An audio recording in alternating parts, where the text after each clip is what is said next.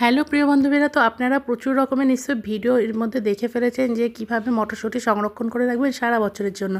তো আমি গত 2 ভ্লগে বারবার আমি বলেছি যে আমাদের মটরশুঁটি প্রচুর পরিমাণে নিয়ে আসা হচ্ছে, কারণ আমরা সারা বছর ধরে এটা খাবো বলে স্টোর করে রাখবো সরি। তো যাই হোক, আমি গতকাল কিছু মটরশুঁটি আমি স্টোর করে রাখলাম। তো সেদিন আমার পুরো ভিডিওটা আপনাদের সাথে শেয়ার করা হয়নি। তো আজকে ভাবলাম তো চলুন প্রথম থেকে আমি আপনাদেরকে দেখাই যে কিভাবে আপনারা পুরো মটরশুঁটিগুলোকে সারা বছরের জন্য সংরক্ষণ করে রাখতে পারবেন এবং তার টেস্ট থাকবে একদম মানে অনেক সময় না ফ্রিজে রাখলে তো থাকবেই, কিন্তু টেস্টটা ঠিক হয় না, একটা ফ্রিজে স্মেল করে বা মটরশুঁটির টেস্টটা যেন কোথাও কমে যায়। কিন্তু এই প্রসেসে আপনি যদি রাখেন, মটরশুঁটির কালার আর মটরশুঁটির টেস্ট একদম থাকবে একদম নতুন খোসা থেকে ছাড়ানো মটরশুঁটির মতন। তো দেখুন প্রসেসটা কি, প্রচুর রকম প্রসেস এখন আমি ইউটিউবে দেখেছি, কিন্তু এই প্রসেসটা আমার দিদি আমাকে বলেছিল। তো ওর কাছ থেকে শুনে আমি গত বছর থেকে এটা অ্যাপ্লাই করা শুরু করি এবং দেখি তার ফল একদম মানে হাতে নাতে পেয়েছি। তো আসুন দেখে নিই সেটার জন্য আমরা কি করব। তো সর্বপ্রথম যেটা করবেন, বাজার থেকে খোসা ছাড়ানো মটরশুঁটি কিনে আনবেন, না হলে বাড়িতে মটরশুঁটি এনে বসে বসে ধৈর্য ধরে সেই সমস্ত মটরশুঁটিগুলোকে ছাড়াবেন। তো যেহেতু সারা বছরের জন্য সংরক্ষণ করে রাখছি, তাই পরিমাণটা একটু বেশি করেই নিয়ে আসা হয়েছে, আর একেবারেই আমি করব। তো গত দিনও আমি খানিকটা করেছি এবং আজকেও খানিকটা করা হবে। তো এখানে আমি প্রথমে মটরশুঁটি অনুযায়ী এখানে জল চাপিয়ে দিয়েছি, জলটা গরম হতে দিয়েছি, তার মধ্যে দিয়ে দিলাম লবণ আর চিনি। তো চিনি আর লবণের পরিমাণটা আমি এখানে 1 থেকে 1.5 কিলো মটরশুঁটি নিয়েছি এবং তার জন্য যে পরিমাণ জল দিয়েছি তাতে 1 টেবিল চামচ থেকে 1.5 টেবিল চামচ মতন চিনি এখানে আমি দেবো। তো চিনি দেওয়ার ভিডিওটা আমার প্রথমে স্কিপ করে গেছিলাম বলে আরেকবার আপনাদের জন্য একটু চিনি দিয়ে দেখিয়ে দিলাম যে এখানে চিনি আর লবণটা দিতে হবে।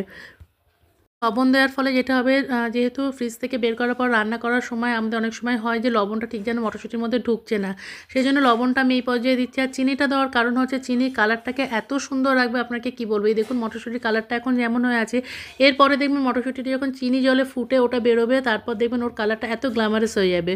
তো এই মানে একটা ম্যাট গ্রিন কালার হয়ে আছে, সেটা একদম গ্লসি গ্রিন কালার হয়ে যাবে। তো এখানে জলটা মোটামুটি ভালো রকম গরম হয়ে গেছে, তারপর ধীরে ধীরে সমস্ত মটরশুঁটিগুলোকে এখানে দিয়ে দেওয়া হলো।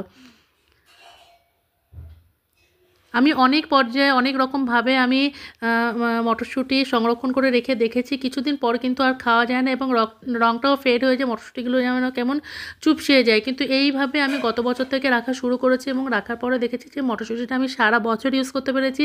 আর তার থেকে বড় কথা হলো, আমি এই বছরেও আমি কিন্তু বেশ মানে জানুয়ারি তো হ্যাঁ, জানুয়ারির এই 15-20 তারিখ অবধিও কিন্তু আমি এটাকে নিজেই মানে সেই পুরনো যে মটরশুঁটিটা আমি সংরক্ষণ করে রেখেছিলাম সেইটাই আমি ব্যবহার করলাম।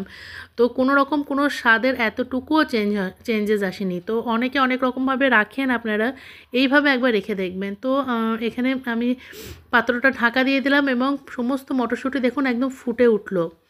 তো টকবক করে ফুটতে লাগলো, বেশি সিদ্ধ করব না, কারণ এটা আমরা ফ্রিজ থেকে বের করে কিন্তু আবার রান্না করব। তো সেই জন্য আমি গ্যাসের চুলোটা বন্ধ করে দিলাম আর এখানে সমস্ত মটরশুঁটিগুলোকে ধীরে ধীরে ছেঁকে তুলে নিলাম।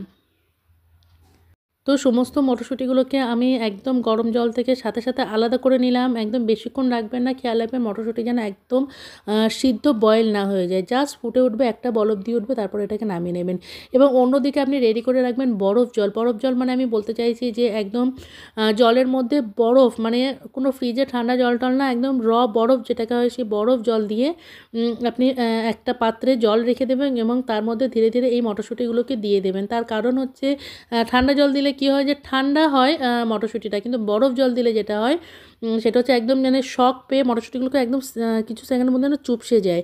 তো আমাদের যেটা হচ্ছিলো বরফটা ঠিকমতো জমেনি, হ্যাঁ, যার জন্যে আমরা একটু চিন্তা করছিলাম যে কী হবে। এই যে টমেটো অনেক সময় হয় না যে টমেটো বয়েল করে আমরা বরফ জলে দিয়ে দিলে দেখবেন টমেটো খোসাটা ছেড়ে বেরিয়ে আসে, তো সেইভাবে তো আমাদের এখানে পাত্রে বরফটা সেইভাবে জমেনি। অনেকটা পরিমাণেই বরফ লাগবে, কারণ 1.5 কিলো মতন মটরশুঁটি আছে এখানে। তারপর আমরা কী করলাম জানেন, আমরা একটা বুদ্ধি খাটালাম, আমাদের ফ্রিজে আইস ব্যাগ ছিল, আইস ব্যাগগুলো এর মধ্যে দিয়ে দিলাম, সেগুলো একদম বরফের মতনই হয়েছিল।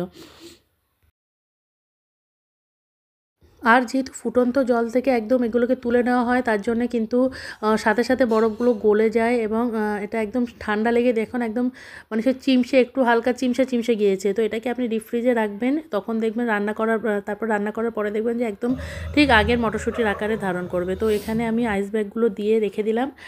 আর এদিকে দেখুন কালারটা আমি বলছিলাম না যে ঠিক আগে যেমন আপনি যে কালারটা দেখছিলেন তার থেকে অনেক গুণ সুন্দর হয়ে যাবে কালারটা। তো এখানে দেখুন কি দারুণ হয়ে গেছে কালারটা। তো এখন এই বরফ জল থেকে তুলে আমি এটাকে ড্রাই করতে দেবো একটা কাপড়ের উপরে, শুকনো কাপড়ের উপরে দেবো, যাতে এতটুকু পরিমাণে জল এর গায়ে না লেগে থাকে। আর তারপর একটা কটন কাপড়ের উপরে সমস্ত মটরশুঁটিগুলোকে এখানে ঢেলে দেওয়া হবে, যাতে সমস্ত জল এর থেকে কটন কাপড়টা সোক করে নেয় এবং এই মটরশুঁটিটা সম্পূর্ণরূপে ড্রাই হয়ে যায়। তো দেখুন কালারটা এত সুন্দর লাগছে। তো আমি আপনাদেরকে দেখাবো যে আমি গতকাল যে মটরশুঁটিগুলোকে আমি সংরক্ষণ করে রেখেছিলাম সেগুলো তো ডিপ ফ্রিজে রেখেছি, তারপরে দেখবেন তাদের টেক্সচারটা ঠিক কেমন হয়ে আছে। তো এখানে দেখুন এই যে আমি গতকাল যে মটরশুঁটিগুলোকে আমি প্যাক করে রেখেছিলাম সেগুলোর টেক্সচারটা দেখুন ঠিক এরকম কালার হয়ে আছে। দেখছেন, এটা জাস্ট রান্না করার হাঁড়িতে যাওয়ার অপেক্ষায় এরা। এটা আপনি বয়েল করে আবার মটরশুঁটির পুর ভরা কড়াইশুঁটির কচুরিও করতে পারেন, সমস্ত কিছুই হবে। তো যাই হোক, এইগুলো এখন ড্রাই হোক, তারপর এটাকে তুলব। তো সমস্ত মটরশুঁটি ভালো রকম ড্রাই হয়ে গেছে। আমি পাতলা পাতলা কিছু পলিথিন নিয়ে নিলাম। আপনার কাছে যদি কন্টেনার থাকে কন্টেনার নিয়ে নেবেন, কোনো অসুবিধা নেই। তো আমি এমন পরিমাণে রাখবো যাতে সারা বছর আমি ইউজ করতে পারি এবং যেটা আমার দরকার, যতটুকু আমার দরকার ততটুকু আমি বের করতে পারি। সমস্তটা বের করে ফ্রিজের বাইরে রেখে আবার ফ্রিজে ঢোকালে অনেক সময় জিনিস নষ্ট হয়ে যায়। ঠিক সেই জন্য আমি যতটুকু আমি ইউজ করব ঠিক সেইটুকু পরিমাণে আমি মটরশুঁটি আমি প্রত্যেকটা প্যাকেটে ভরছি এবং তারপর এটাকে ডিপ ফ্রিজে সংরক্ষণ করে রাখবো সারা বছর মজায় মজায় মটরশুঁটি খাবো বলে। তো ঠিক এই পর্যায়ে আপনিও করবেন, দেখবেন আপনার মটরশুঁটি একদম সুন্দরভাবে অ্যাজ ইট ইজ এর কালার থাকবে, অ্যাজ ইট ইজ এর টেস্ট থাকবে, আর সারা বছর খেতে পারবেন কড়াইশুঁটির কচুরি, মটরশুঁটির পোলাও, সমস্ত কিছু। তো আমার এই ভিডিওটা কেমন লাগলো অবশ্যই জানাবেন, আর এইভাবে রেখে দিয়ে কিন্তু অবশ্যই জানাবেন যে সারা বছর মটরশুঁটিটা ভালোভাবে খেতে পারলেন কিনা। ওকে, তো এখন এতটুকুই থাক। এরপরে অন্য কোনো রকম কোনো ইনফরমেটিভ ভিডিও নিয়ে আবার চলে আসবো। ততক্ষণের জন্য টাটা, বাই বাই, আল্লাহ হাফেজ।